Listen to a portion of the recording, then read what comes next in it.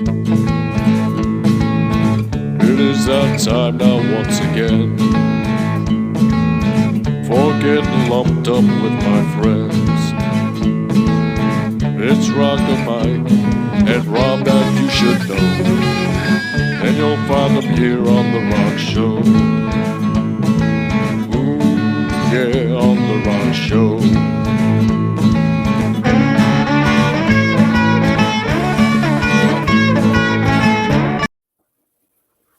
Hello, people. Welcome to another wonderful episode of The Rock Show. This is episode 148. Only two more episodes to episode 150. That's a milestone. And today we got a special episode. And Mike is talking about a band that a lot of people don't know about, but a lot of people do know about, but they were big in Europe. And he's talking about UFO, and this is not a conspiracy show. This is the Rock Show. This is probably the only time we've talked about UFOs, and it's not a conspiracy show. I know. Yeah. Now, this is the second of 4 fan requested shows. The last one we did was on the Flesh Tones, and This one was requested by our good friend Dan Scott. Okay, who we had on the Zappa show, who's a big fan of the show from the beginning. Good guy. He contributes a lot on the Rock Show group page. And it was also a request of Frank Anthony, a guy I've known on Facebook for a long time. He requested we do UFO. He actually, I believe, saw them back in the day. So shout out to those two guys, Dan Scott and Frank Anthony. UFO. Now, 50-year history. 50-year history. And I'm going to be a little humble right here, and I'm going to admit that RockerMike didn't know a whole lot about this band. Okay, I knew some songs. I knew the live album "Strangers in the Night," which was famous. In my upbringing, I think I didn't totally dive into this band because I kind of lined them up with stuff like Rush. Okay. And which you all know I'm not a big Rush fan. And they did tour with Rush. I think somewhere in my teenage mind I got that mixed up. Okay. But I've known about quite a few songs that I've liked. Doctor Doctor, stuff like that are okay. But I never totally dived into UFO. So I want to thank the two guys that requested this because they actually opened my eyes a little bit to this band. And they do have some very interesting albums. They're kind of like this bridge between hard rock, British hard rock, and British heavy metal of the late 70s, the new wave British heavy metal scene, Iron Maiden, Judas Priest. There's also a lot of very interesting connections between this band and other bands. Michael Schenker was in the Scorpions. Larry Wallace was in an early form of Motorhead, and I'll mention these guys, and you'll see some of these names. The British scene is I think they all kind of, I want to say they're incestuous in a way because they share each other's members, and but a lot of people cite UFO as a major influence, okay, in America and the United States. I mean, and Europe, and the United States. They just never quite made it here. No, I think there were a couple of points where they were like that close, okay, but just didn't break, and a lot of reasons for that. They still sold over 20 million albums, which that's impressive. Worldwide, man. Yeah, worldwide. I mean, that's fantastic. No, they're definitely why they're not really considered bigger or at a higher level, I don't know. I think that there were a lot of problems in this band, a lot of tensions. They had lineup changes. I think there was a lot of lumping up going on.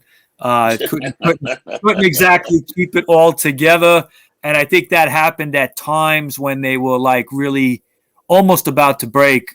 Michael Schenker left the group about 10 times and came back like 10 times. So,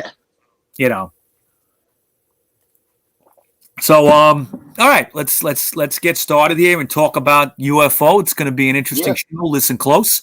A lot of information here. They actually got their start in 1968 They formed in England, and they were called originally Hocus Pocus. But What a horrible name. Yeah, typical, late 60s psychedelic kind of thing that they were doing. They called themselves UFO. They changed it to UFO a year later in 1969. Now, you're going to think UFO means unidentified flying object. It actually doesn't. There was a club called UFO in London in those days, and they named themselves after the club. It had nothing to do with aliens. Okay, so they released 22 studio albums, and 14 live albums, 16 compilation albums, and 1 album of cover songs. Okay, in their history, like I said, they were very influential on the new wave British heavy metal scene, and in fact, to this day, Doctor Doctor, one of their most well-known songs, is still used by Iron Maiden as a intro song. Before they come out, you hear Doctor Doctor from UFO. Yeah. So that's kind of cool. Okay. Now, Phil Mogg, the lead singer, and guitarist Mick Bolton, bassist Pete Way, and drummer Andy Parker were that original lineup in '68. And going into when they called themselves UFO in '69. They were signed by Noel Moore, okay, while playing at the UFO Club. And that was part of Beacon Records. All right, they signed first to Beacon Records label. Their first album was called UFO 1, and it was released in 1970. It's a typical 70s kind of hard rock record with, there's like a heavy version of Eddie Cochran's Come On Everybody. And the album really didn't get much attention in Europe or the United States. The second album released the next year in '71 called UFO 2, Flying. All right. A little bit of a different album, more kind of psychedelic, space rock, Hawkwind influenced a little bit kind of thing. Didn't go anywhere. However, there was a track called Boogie for George that got on the second album that actually made it to number 30 in Germany. Wow. All right. Now, Germany is a big market, and, it got them other attention that the next single, Prince Kajugo, and also the song Flying got to number 26 in Germany as well. Okay, Flying is the title track of the second album. It's a long opus, long song. Okay. Other than that, UFO was not taken off anywhere in Europe, and definitely not in the United States as of yet. Now, some of the early work is reminiscent of Hawkwind, like I said, but the 26-minute title track, Flying, and there was also a 19-minute long track called Starstorm, okay, on that album. And it just, when you got 2 songs that are 20 minutes long on one album, that's like a little out there, right? So, it just, I think they were kind of like finding a sound, and they just hadn't settled in on it yet. Interesting to listen to if you're a UFO fan, but it isn't what they were going into the later part of the 70s. Kind of similar to Alice Cooper. I mean, Alice Cooper's first 2 albums were very, very different. Frank Zappa influenced. It was on Zappa's label Straight. That's Pretty's for You and Easy Action. And then the third album is what Alice Cooper is from to this day. So that's what UFO was like. Their first 2 albums were very different. In January of '72, Mick Bolton decides to leave UFO, and they set out to find a guitarist with like more of a hard rock sound, something that they could really, jam out on. Okay. And after some brief trial runs, they had Larry Wallace in the band. Larry Wallace was the guitarist in the Pink Fairies. Okay. And like I said, he would later be in Motorhead around '75. Okay, the early version of Motorhead before they got Fast Eddie. And also Bernie Marsden on guitar in 72. Was in the band. Now, UFO, after that, decided in 1973, in June of that year, to get Michael Schenker. Michael Schenker was 18 years old at the time, and he was playing in the Scorpions. Some of you might know that the Scorpions don't go back that far, but they do. Yeah. Okay. Scorpions go back to around the same time as the beginning of UFO. German band, and their early stuff is very different than Rock You Like a Hurricane and all that stuff that we knew. But Michael Schenker was this like up and coming German guitar player, 18 years old, amazing guitarist. Didn't speak a word of English when he started in UFO. Okay. But what they would do is they would have him come into the studio, they would jam, and he had a girlfriend, I believe, that was a translator. Okay, and she could translate. Well, she was his girlfriend, but she could speak English, and she translated for them. Okay. Eventually, Michael would learn to speak English. You know what's funny on Mike? These guys probably they're like influence like Metallica, Guns N' Roses, and all these other metal bands. Because you can see a lot of influence, like when they're playing, you can see why a lot of these bands, even play the way they play, or they paved the way into the heavy metal scene. Because these guys were like hard rock, heavy metal. Like, it was good. Yeah, I mean they were this bridge, like they kind of were hard rock, but yet the guitarist was, kind of a bit of a shredder, like you would see later on in heavy metal bands, So it's kind of like this, like missing link in a way. Yeah. So like I said, he was only 18 at the time, and Chrysalis Records was very interested in them, so they signed UFO to this new version of UFO with Michael Schenker in 73. They recorded a non-LP single called Give Her the Gun, and that was backed with a song called Sweet Little Thing. Producer Derek Lawrence did that for them. In 74, under producer Leo Lyons, he was formerly of the band 10 years after, UFO recorded an album called Phenomenon. Right? And that's the first album that they released with Michael Schenker. It highlighted the band's harder edge sound, and Phenomenon has fan favorites on it like Dr. Doctor. Yep. Later, that was a big hit as a live single. Okay. Rock Bottom, another great tune. Okay. By the time of the Phenomenon tour, Irish guitarist Paul Tonka Chapman joined. Okay. But he would leave them in 75 to form a band called Lone Star. Now, one thing I got to mention real quickly, a lot of people don't know this, is the Rolling Stones, based on listening to the Phenomenon album, tried to get Michael Schenker. Wow. Yeah, to replace Mick Taylor, who had left the Stones in 74. Okay.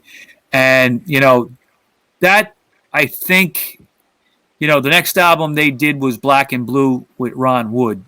They had settled in on Ron Wood. But Ron Wood, they knew Ronnie Wood, but, they were also actively looking for guitar players too. And Schenker was one that they considered based on hearing this Phenomenon album that came out. Because if you listen to Phenomenon, there's a little bit of bluesy guitar playing in there. Okay. And there's kind of like some, Stones-esque kind of songs. Not exactly. I don't think he would have been a good fit in the Stones. I don't know. He was kind of like this, leather pants, leather jacket wearing metal guy. Okay, early metal guy. Okay. I don't know how he would have fit in with the Stones, but I mean, it's interesting that they even considered him, which showed that, how their mindset was in 74, 75. Okay. So anyway, interesting side note. So the two following albums would be Force It, which was released in July of 75, and No Heavy Petting, released in May of 76. And that was recorded with ex-heavy metal kids Danny Pyronell, who served as a regular keyboardist, as well as Harmony vocalist and harmony vocalist and songwriter. Okay, so he was getting involved with UFO on those albums. And extensive touring brought UFO increased visibility in America. There was a song called Belladonna from No Heavy Petting that was actually a big hit in the USSR, in the Soviet Union. Okay. Now, in those days, sometimes what they would do is they would have other people cover a Western song. They'd have a Russian guy cover it. Okay. And there was, I believe, a version of that done in Russian by somebody else. Okay. But, in those days, like, Western music was banned from Russia. So it was really underground. It was an underground, very underground, illegal music scene in the Soviet Union. And you'd have your ass handed to you if you got caught with these records. They were usually smuggled in through under the Berlin Wall. Wow. Okay. A lot, and Russia in the 80s, before they fell, okay, and the Berlin Wall came down, had a thriving heavy metal scene. They couldn't stop it. The communists, they couldn't really stop it. Can't stop the music, man. Yeah. I mean, and even like things like owning a pair of jeans, like, tight jeans or something, you'd get arrested. Okay. Wow. So yeah. So, they viewed it as like, immoral or, whatever, they Western decadent music or whatever. So they banned it. And there used to be a list in the 80s. I remember seeing this list a few times of bands and that were banned from the Soviet Union. Okay. And they'd have a reason next to it, maybe more than one reason, And I remember, like, I think the Ramones were on that list. It said, like, promoting violence, other punk acts, hardcore bands, whatever, they weren't allowed to go to the Soviet Union. Anyway, I digress here. But in July, quick question. So at this point, these guys they look like they're taking an album every year. They're taking an album so far, so they're definitely writing and pumping out albums. They were very prolific. They were very prolific. They were very enthusiastic, strong songwriters. Phil Mogg is great lyric writer. They were really, they were just putting out a lot of music, and it was bringing attention to them in Europe. They came to America. They would open for certain bands. They had some success, but never could quite break, at least at that point. They weren't about to, but that would change. In July of '76, the band recruited keyboardist and rhythm guitarist Paul Raymond, who was originally in Savoy Brown.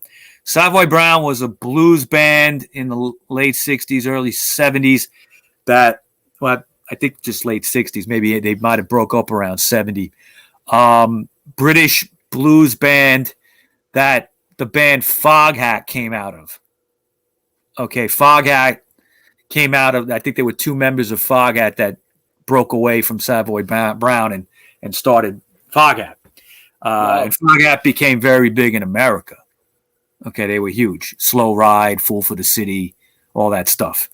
Remember we did the Foghat live making of that album and everything, one of the best live albums.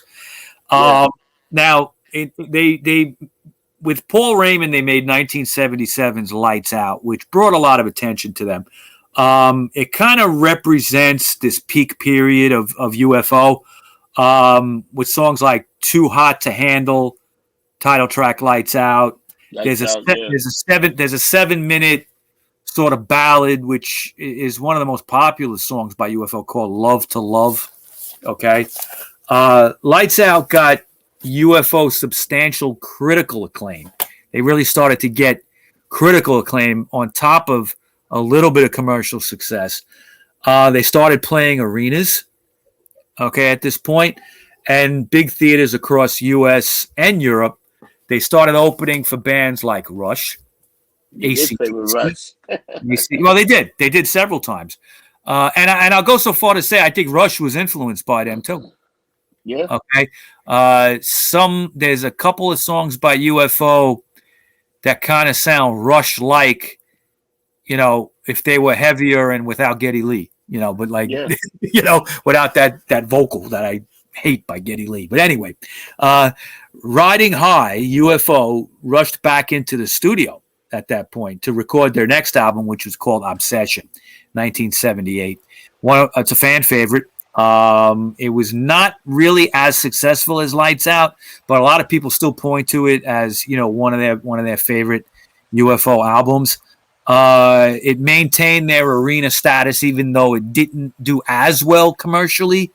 But once again, they were out there touring like crazy with Rush and AC/DC again. But they also opened for Blue Oyster Cult, Styx, Foghat, Jethro Tull, REO Speedwagon, and even Molly Hatchet. Okay, they did shows with Molly Hatchet. Yeah. So that's crazy, man. Yeah, that would be an interesting combo. While on this tour, they recorded the live album Strangers in the Night, which I got to tell you, I think it's going to be, if we do another live album series, yeah, we're going to include that because it really is one of the best live albums ever made. It got them even more critical and commercial success with this album, especially in the States. It got to number 7 in the UK charts in February of 79, and it did okay in the United States. I don't have an exact chart position, but it did well. Okay, well enough to get them noticed and critically acclaimed. They toured once again. This time they opened with Kiss.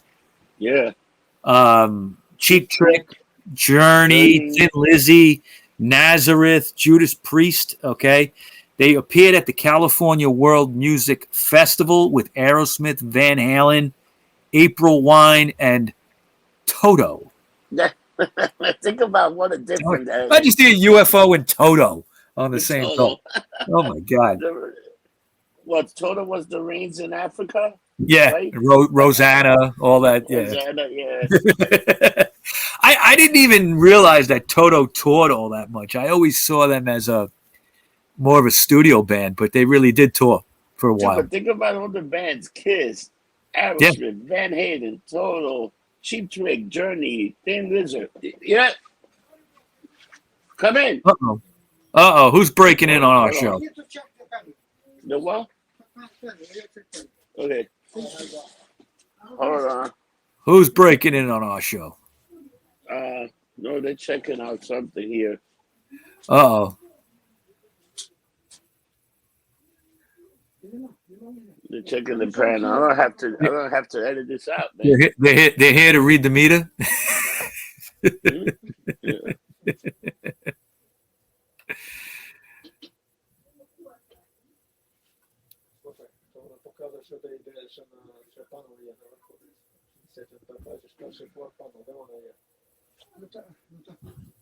Я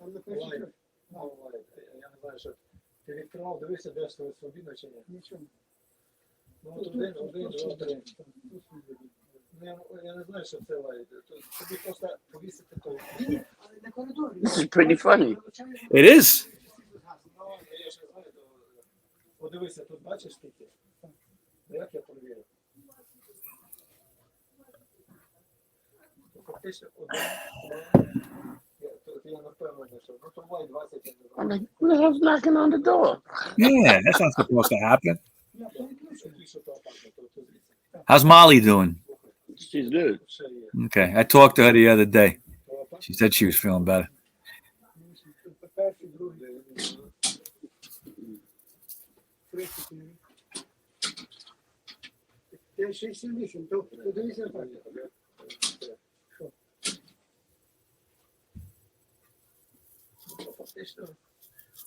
Де є холвей? Ось ще лайт є. Де є холвей? Ось ще лайт є. Але тут ще лайт кічен. Бачиш, там ти ще це маєш. Ну, це на панель. Так, лайт. 1, 2, 3. Ти хочеш попробувати? Ну, а що? Ну, щоб я не виключив, ну, а що? А кому вкручу, бачиш? Хочеш провірити до Окей, а як ми провіримо? I think, how about the panel here? There's another panel here, right? Right there, right? Yeah, you can take that sign, you can take that off.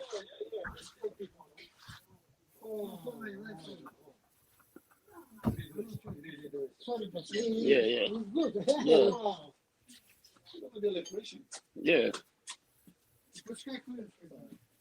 Check the light.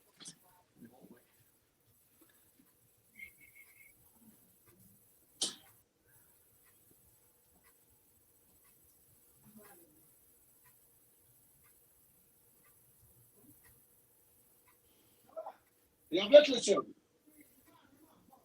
Зараз є? Дивися зараз.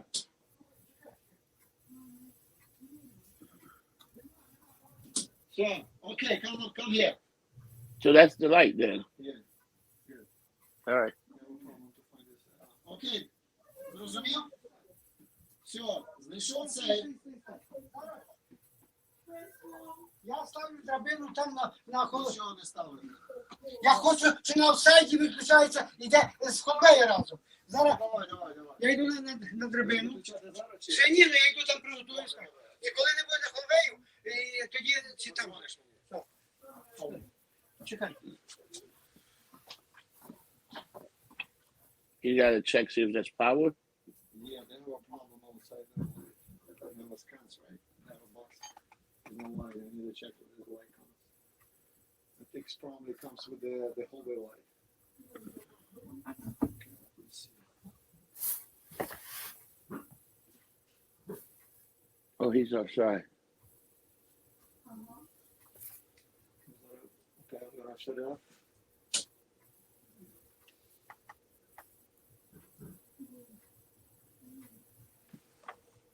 This is an outrage. It is. Messing up our show. I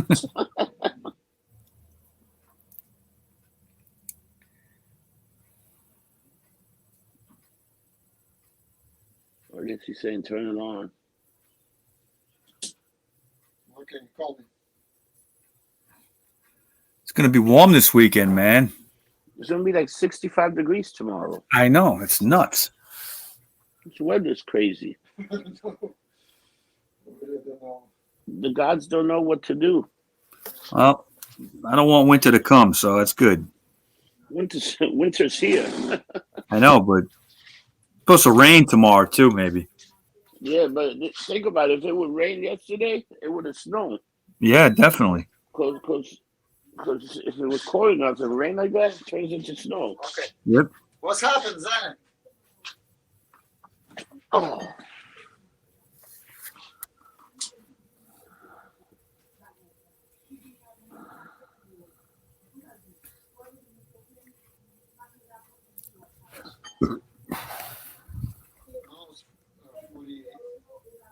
Yeah, today's 48.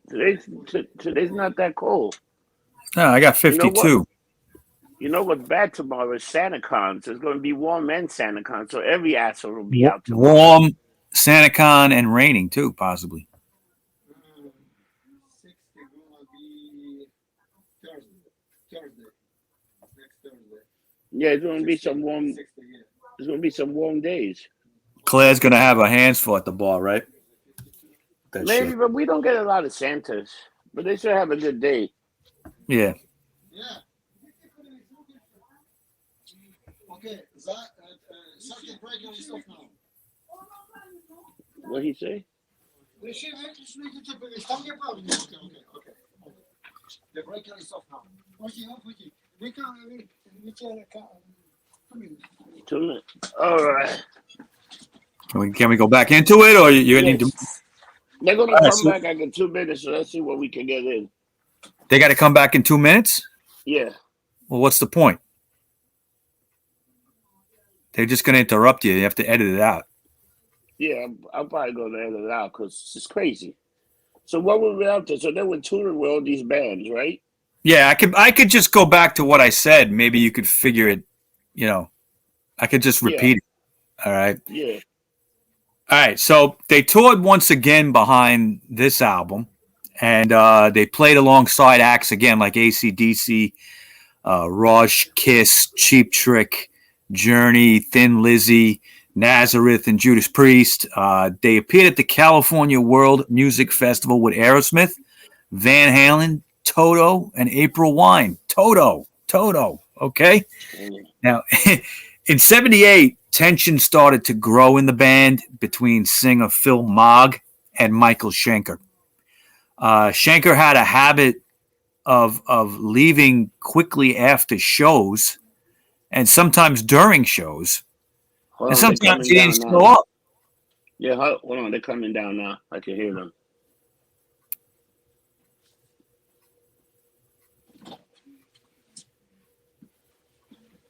So you got it? Not yet. Алло. Зараз я включуся. Включу то, що тебе вчив. Почекай. Зараз. Так.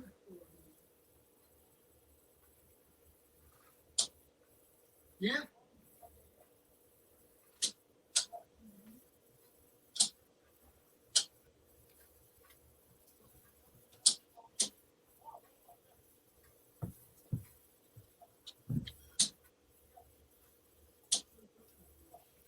I think they found the problem. Ти аудіо, ти? То нема світла зараз? Зараз нема? Пауера нема тепер?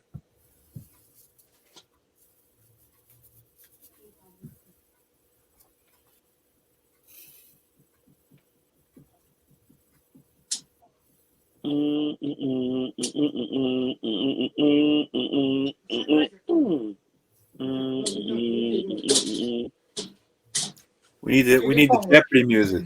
Sometimes I come to put out this everything I will do something. Okay, yeah, okay, don't. All right. Thank you. All right, yes. Don't forget to close the door upstairs. Motherfucker. They done? Yeah. You sure? All right. Okay. That's what they say for now. But so the tension started growing between Margot and Checo. Yeah. You want me to go back to what I said before about them on tour with all those bands and just... No, I think let's move on to the tension started beginning. Okay. So by '78, tensions grew in the band between singer Phil Mogg and Michael Schenker. Schenker had this habit of leaving during shows, after shows quickly. He sometimes didn't show up. Yeah. All right. Yeah. And it was a problem. He had this habit. I think there was a lot of lumped up shit going on here. Okay. Probably. I think that Schenker was known for being kind of difficult to work with in general, but also I think he was a bit of a heavy drinker at the time. He's back. Yeah. Thank you. Okay. Thank you. Sorry about that. Yeah, no problem. Thank you. Yes, sir. I think now they're gone. He forgot his bag. Okay. So I'll start again. Okay. Yeah.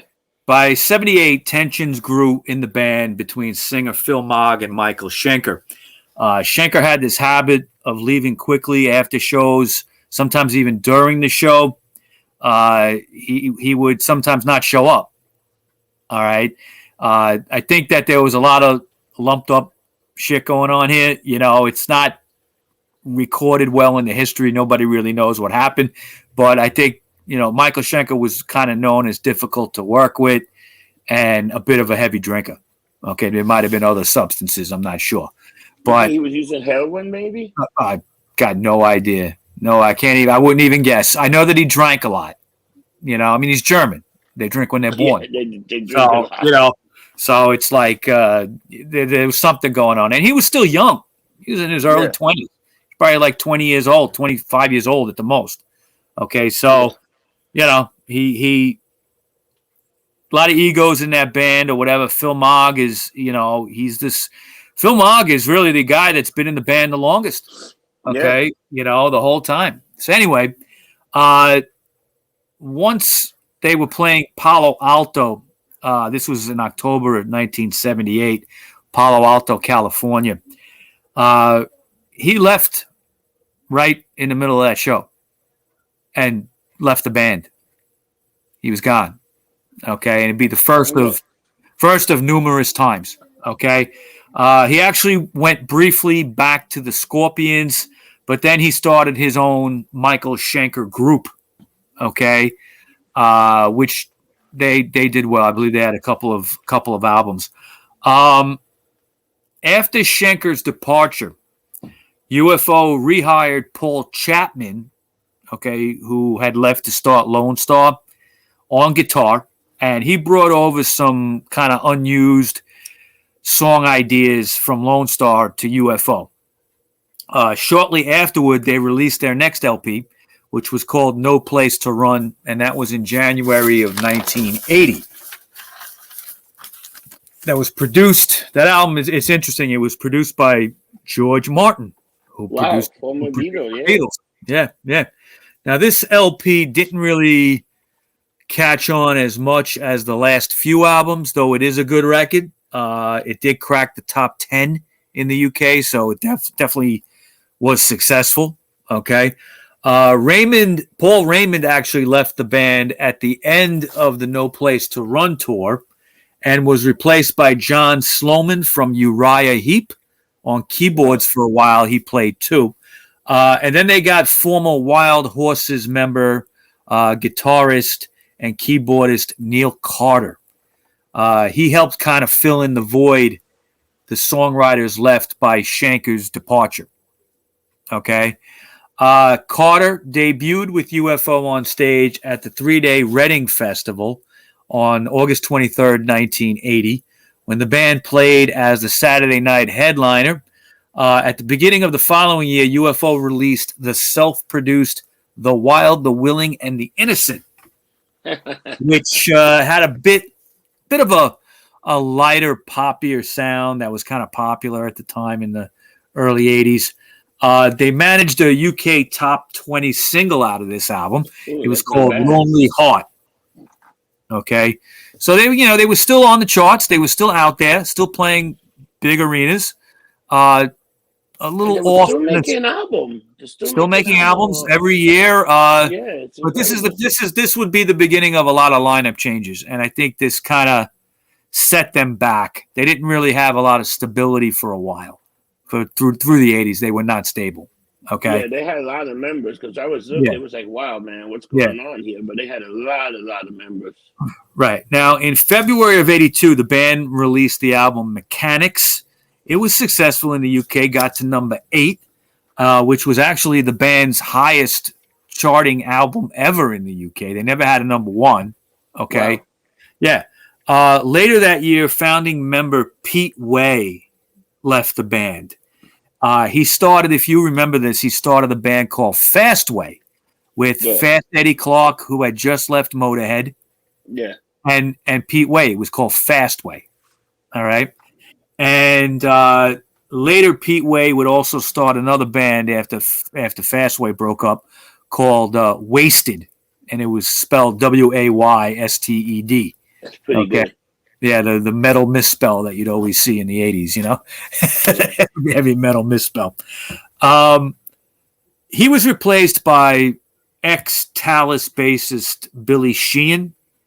UFO released Making Contact in 1983, but the album was a commercial and critical flop. Didn't do that well. In March of 83, UFO decided to break up. They said, we'll disband. But they played a UK farewell tour with Paul Gray on bass. He was formerly of Eddie and the Hot Rods. He also played a little stint in the Damned on bass for a little while, too. So it was interesting. They were getting like this punk guy, okay, not pub rock, sort of punk guy, okay, to play in UFO. So it just kind of shows the connections. They were a bridge between all this stuff going on, you know. They were well respected even in other circles, other genres. Okay. So however, many felt that they would not permanently break up. Okay. They said, nah, they're not going to really break up.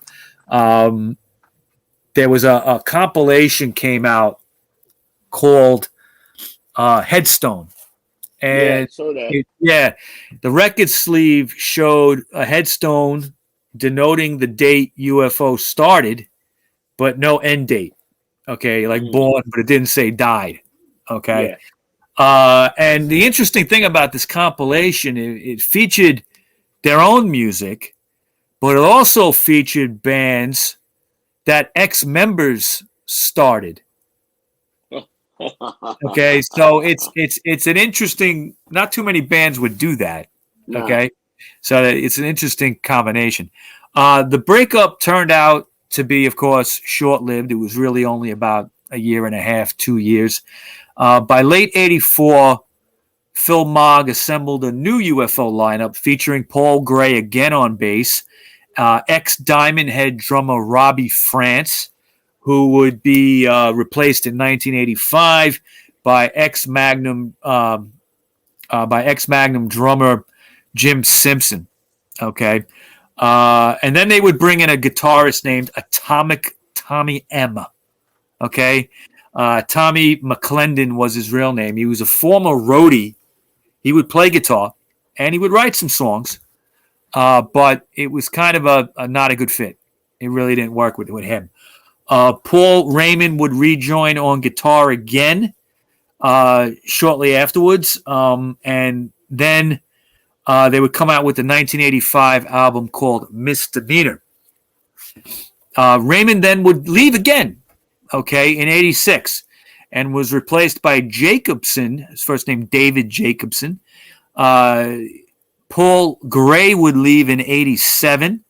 Pete Way would come back and play bass for him, okay?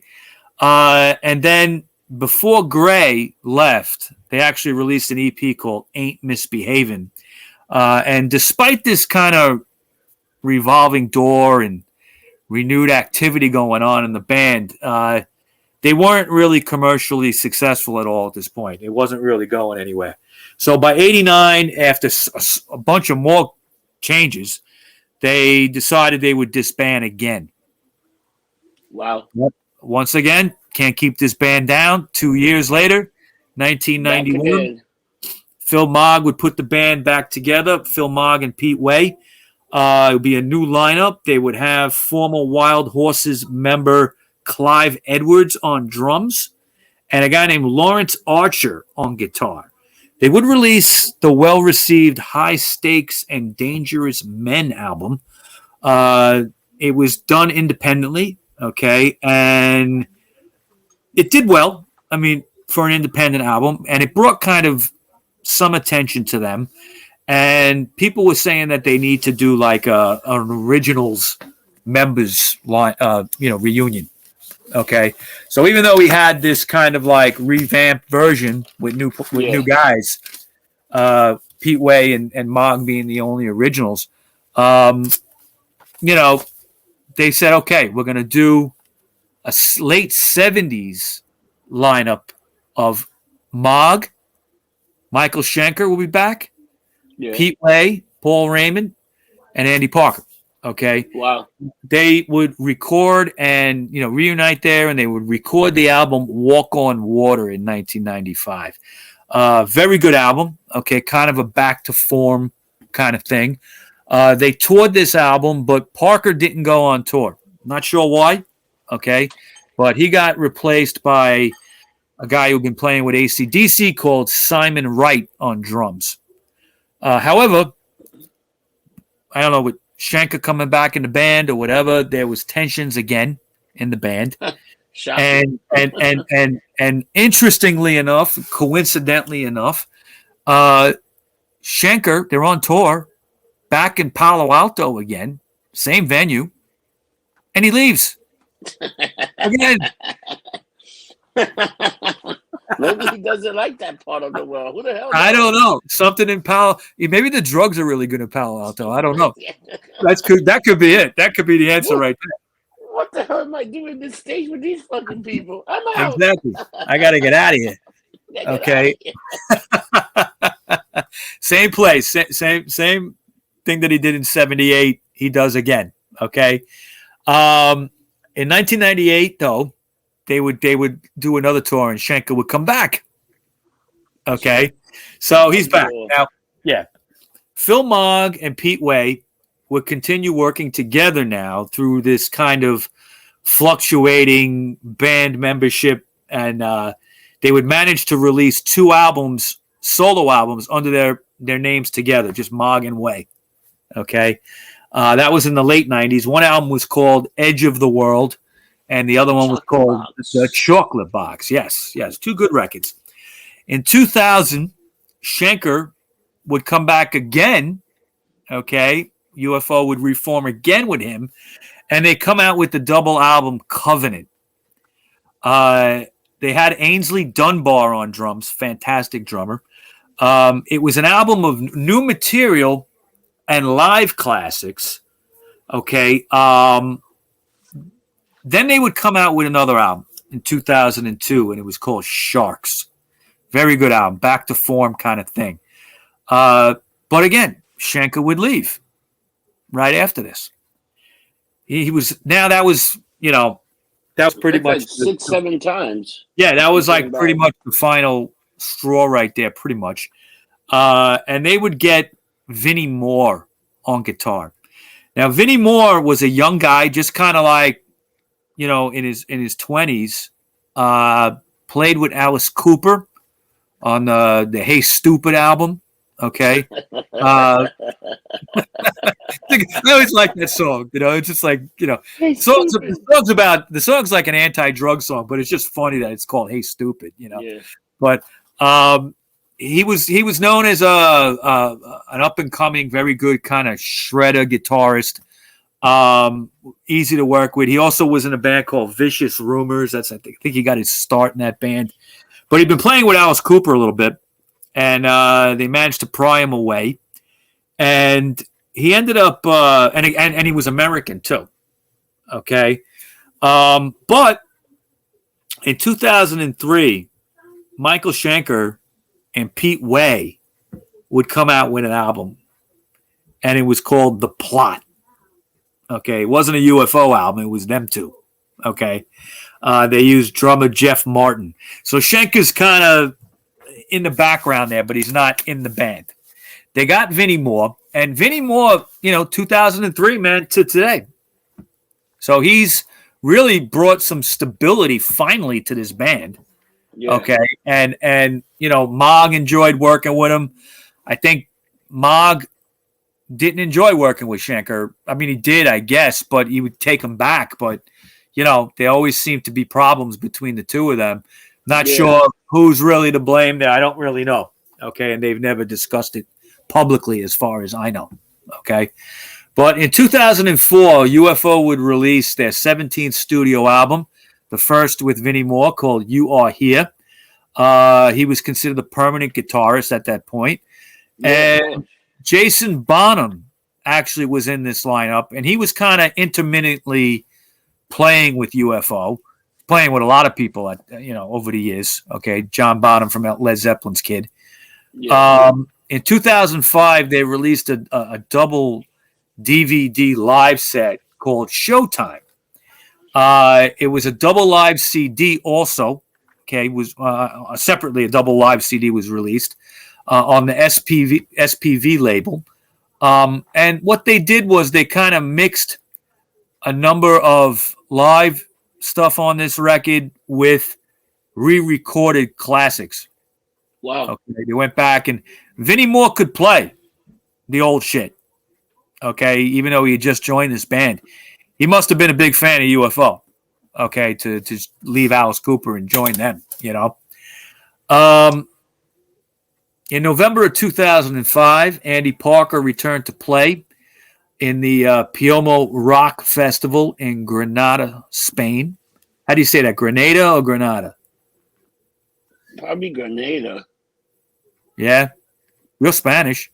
Granada. Right? I don't know. Granada. Yeah, the music Pinto Rock Festival, Granada, Spain. Right. Now, UFO would come out with their 18th studio album in 2006 called Monkey Puzzle. Fans are liking Vinnie Moore. Okay, they're thinking he's bringing some stability to the band, and he can play. Okay, so he's very popular. Parker would then rejoin the band in early 2007. He had a leg surgery done, and he had to recover from that. But when he did, he would come back. And on the 2008 tour, Pete Way tried to come back to do that tour, but he couldn't get a work visa out of the UK to get into the United States. That's pretty funny, man. Yeah, I don't know what his story was, why he couldn't do that. But he ended up being filled in on bass by Rob De Luca, who was playing with Sebastian Bach in his post-Skid Row band called the Sebastian Bach Band, I believe. Okay, he was playing in that band, but he filled in for Pete Way. Their 19th album was called The Visitor, and that was released in June of 2009. They followed a tour with that of the UK, but Pete Way, even though he was in the UK, was not on this tour. He was showing some signs of medical issues, and he couldn't, not sure what exactly was wrong, but he couldn't do that tour. Bass tracks were played by a guy named Pete Pickle, and no bass credits were actually put on the Visitor album. They didn't include any credit, even though this guy Pete did play on the album. Pete Way was not even mentioned on the album. However, the album did kind of see UFO's return to the UK charts for the first time in 15 years. All right. In July of 2009, they would come out with a 6-CD live concert box set. It contained 6 shows between 1975 and 1982, as well as previously unreleased live tracks. In 2011, they were accompanied by Barry Sparks on bass. He would join.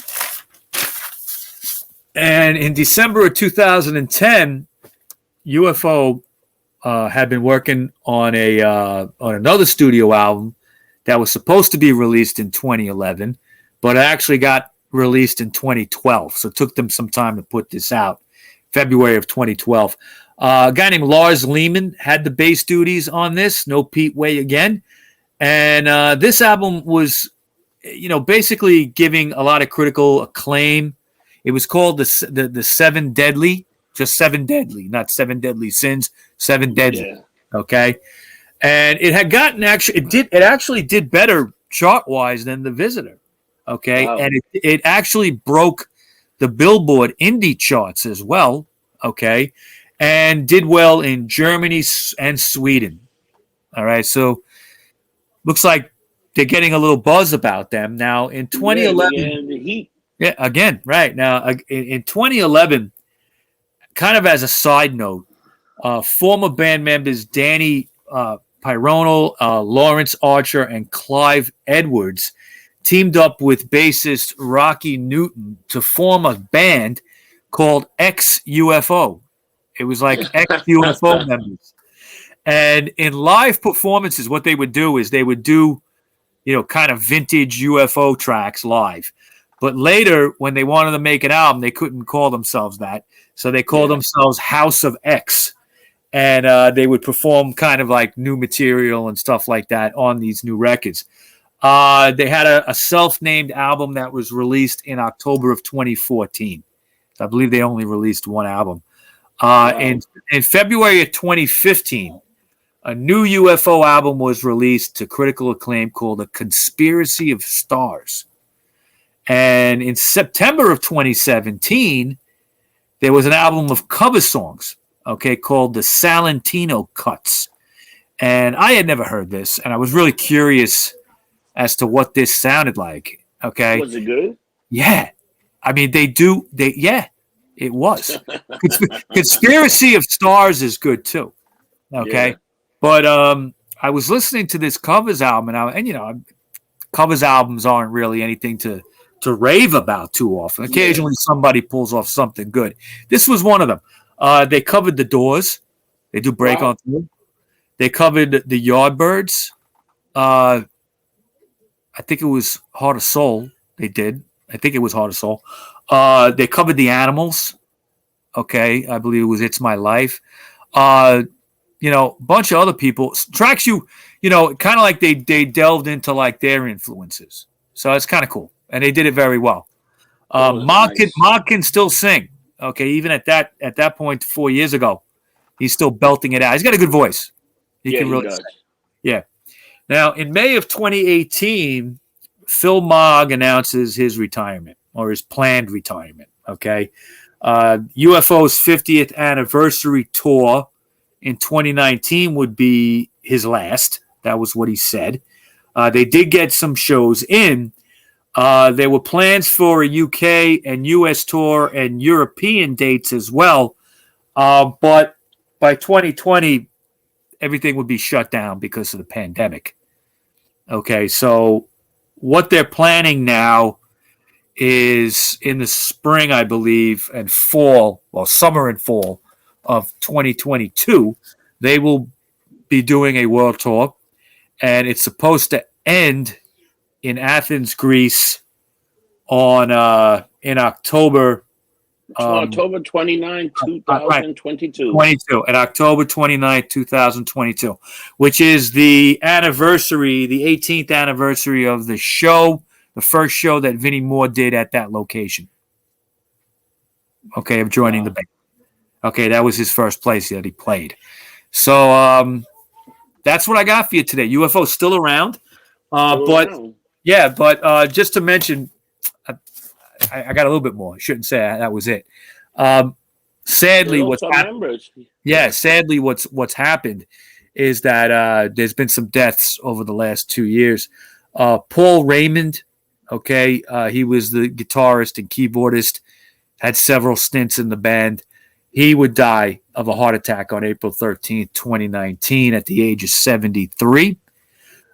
2 weeks later, Raymond's replacement, Neil Carter, who had played with them before, announced that he would join UFO for the final tour.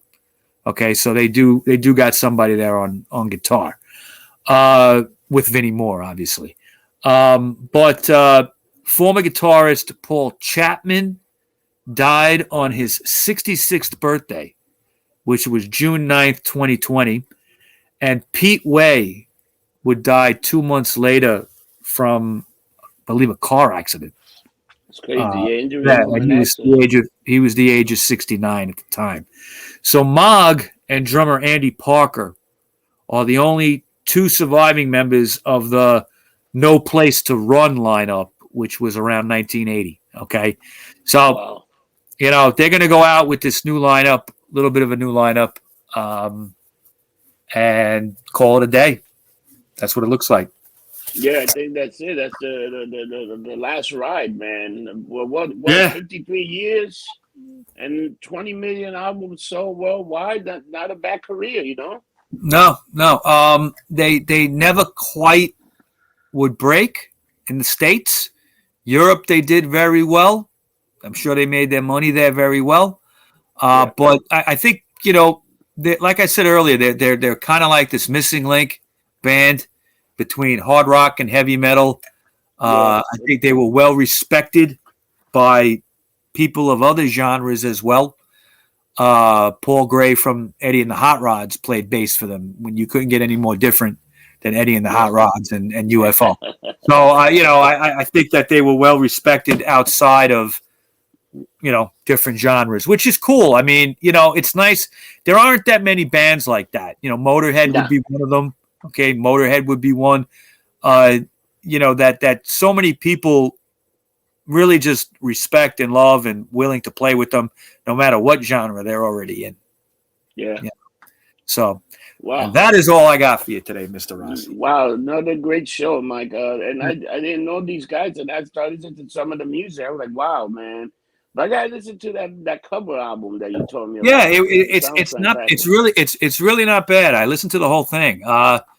But you wanna go back into them. You got to listen to Strangers in the Night, the live album, Obsession. Even going back to Phenomenon, 74, 75, Schenker in the band for the first time. It would be. It's an interesting album. Very, like I said, bluesy, hard rock. Okay, the Stones were trying to grab him up. This is it's just a cool band, and Want to thank Dan Scott again and Frank Anthony for requesting it. Another fan request. And we got 2 more of these fan request shows. We'll let you know at the time. But they'll be in March. Sounds good to me, Mike, because the next month is Black History for the music. And who we got for Black History? Oh, let's see. We're going to be talking about Miles Davis. Okay, we're going to go in a little jazz direction for that month. Miles Davis, we're going to talk about the making of Bitches Brew. This album that came out in 1970. I'm looking forward to doing this. It's probably my favorite Miles stuff. I'm a bit of a jazz fan. We're also going to do a show on Sun Ra. Have you ever heard of Sun Ra? Nah. Okay. You will. All right. Very, very important free jazz. Strange music out there. Okay. They, Sun Ra and his orchestra, not orchestra, orchestra. All right. So we're going to have 2 very unique people for Black History Month. Yeah. Yep. And very influential people. So where can we find you, Rob? In every social media platform. Like if you look just go on Google and type in Getting Lumped Up and you see it everywhere. Twitter, Facebook, Instagram, where like in probably 150 different podcast platform that you can download us. And if you listen to us right now, please hit the like button and subscribe to our YouTube channel. And because we put all the shows on YouTube now, and also on the podcast on Spotify, iHeartRadio. You can listen to the podcast there. Pandora. If you don't want to look at ugly mugs all the time, but we're all over the place. Yeah, I know. I guess people get a little scared by us once in a while, right? We say, look at those guys. Yeah. And Mike, how can they find you? Like, what do you got behind you there? What is that? What are you in a submarine behind there? Yeah, these are mirrors. People have asked me that, like, where the hell does Rob live? It's a submarine, man. The bunker. I have a bunker, man. If you're looking for me, you can find me on Instagram, RockerMike212, RockerMike212. I'm also on Facebook under RockoMike because they won't let me be RockerMike. And you can find me, of course, on the Rock Show podcast group page on Facebook, Clout Hub, and MeWe as RockerMike. And pretty soon, Truth Social. Yep, a lot of social media is coming out. A lot of social media. Yep. And that's all that we got for you guys today. I hope you enjoyed the show. Remember to like and subscribe. And always give us like a review. We always appreciate any comment you guys have. And we don't care if it's negative. We'll just tell you fuck you. It's all right. Yeah. But we don't get negative comments, do we? No, not many. Maybe once in a blue moon. That's once in some dick. Once in a while. All right. And like every other show, remember, don't get drunk. You get lumped up. See you next week. Take care, people.